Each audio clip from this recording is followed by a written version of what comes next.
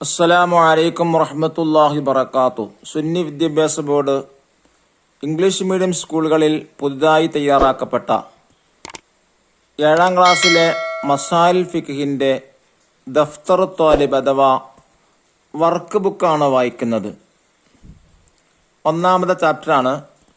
ബിസ്മില്ലാഹിർ റഹ്മാനിർ റഹീം.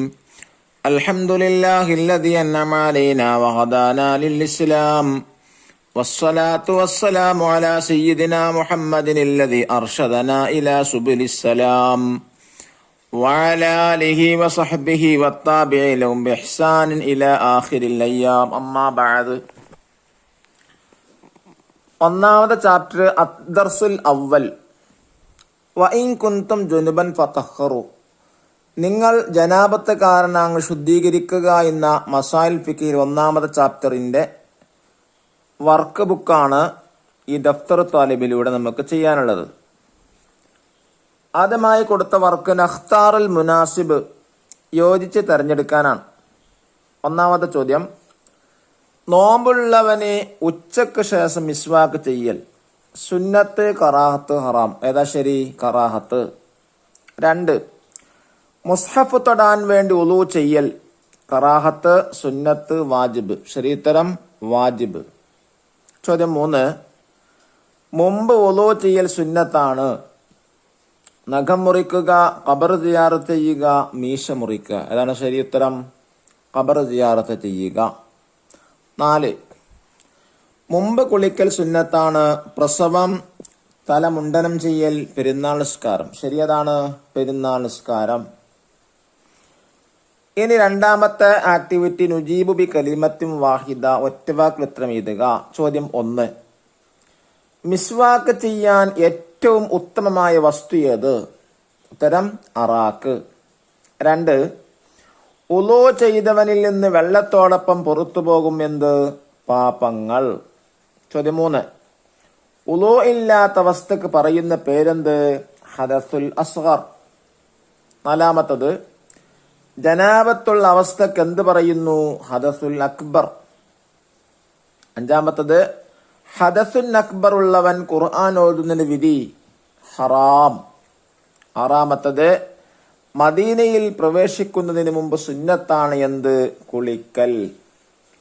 ഇനി മൂന്നാമത്തെ ആക്ടിവിറ്റി, മിസ്വാക്ക് ചെയ്യൽ. അതാണ് ഒന്നാമതായി ചോദിച്ചിട്ടുള്ളത്. അതിനെക്കുറിച്ചൊരു പാരഗ്രാഫ് എഴുതാനാണ്. അറാക്കിന്റെ കമ്പാണ് മിസ്വാക്ക് ഏറ്റവും ഉത്തമം. സ്വന്തം വിരൽ കൊണ്ട് മിസ്വാക്ക് ചെയ്താൽ സുന്നത്ത് ലഭിക്കില്ല.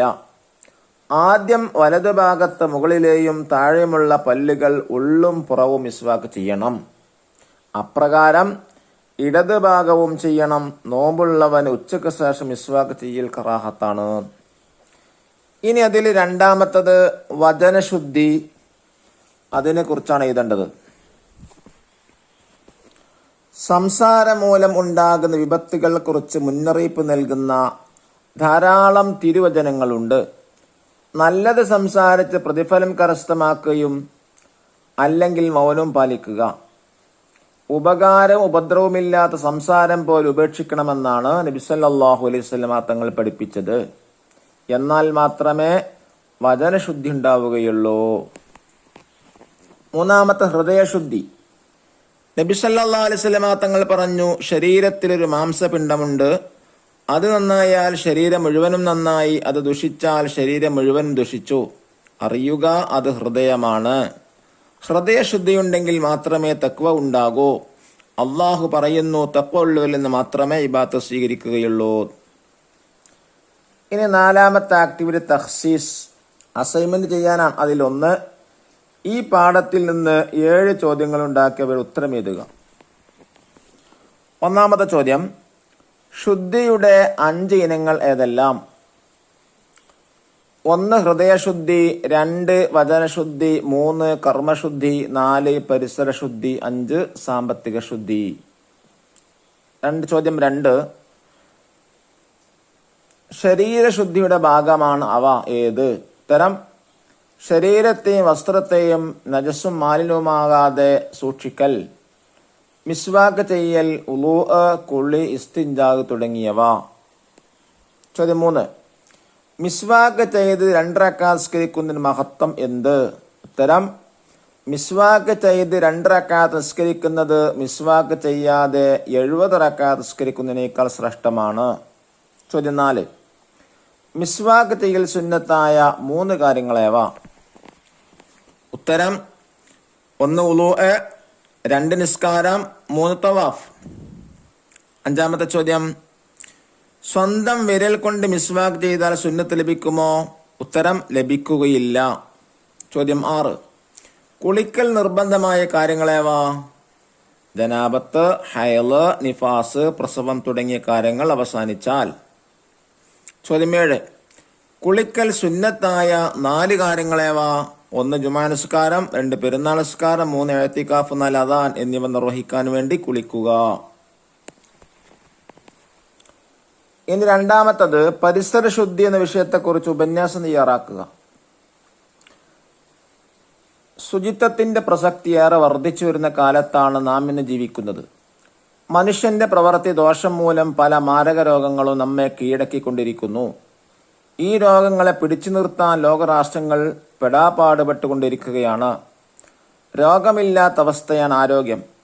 ആരോഗ്യമുണ്ടാക്കാനും അത് നിലനിർത്താനും പല മാർഗങ്ങളുണ്ട്. അതിൽ പ്രധാനപ്പെട്ട ഒന്നാണ് പരിസര ശുചിത്വം അല്ലെങ്കിൽ പരിസര ശുദ്ധി. വൃത്തിയില്ലാത്തിടത്ത് പലതരത്തിലുള്ള രോഗാണുക്കൾ ഉണ്ടാകുന്നു. അതാണ് രോഗബാധക്ക് കാരണം. ഒരു വ്യക്തിക്കുണ്ടാകുന്ന രോഗം കുടുംബാംഗങ്ങളിലേക്കും ക്രമേണ ആ പ്രദേശങ്ങളിലുള്ളവരിലേക്കും പടർന്നു പിടിച്ചു എന്നു വരാം. രോഗമില്ലാത്തൊരു സമൂഹത്തെ വാർത്തെടുക്കാൻ നമുക്ക് ശ്രമിക്കാം. അതിന് നമ്മൾ തന്നെ വിചാരിക്കണം. ഓരോ വീടും പരിസരവും അതാത് വീട്ടുകാർ തന്നെ ശുചിയായി സൂക്ഷിച്ചാൽ രോഗബാധ അകറ്റി നിർത്താം. അള്ളാഹു നമ്മെ രോഗമുക്തമാക്കി നല്ല ആരോഗ്യം നൽകട്ടെ. അസ്സലാമു അലൈക്കും വറഹ്മത്തുള്ളാഹി വബറകാതുഹു.